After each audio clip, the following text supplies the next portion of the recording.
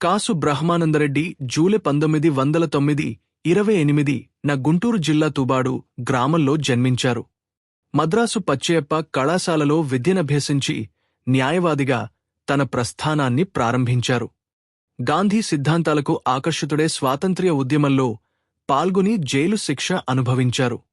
1955లో శాసనసభకు ఎన్నికే పురపాలన, వాణిజ్య, ఆర్థిక శాఖల మంత్రిగా పనిచేశారు. 1964 నుంచి 1971 వరకు ఆంధ్రప్రదేశ్ ముఖ్యమంత్రిగా సేవలందించారు. తెలంగాణ ఉద్యమ సమయంలో రాజీనామా చేసి కేంద్ర మంత్రిగా కమ్యూనికేషన్ మరియు హోంశాఖల బాధ్యతలు నిర్వహించారు. ఆయన కాంగ్రెస్ పార్టీ జాతీయ అధ్యక్షుడిగా కూడా పనిచేశారు. అభివృద్ధికి బలమైన పునాది వేసిన నాయకుడిగా ప్రజల మదిలో నిలిచారు. మే 1994 ఆయన మరణించారు.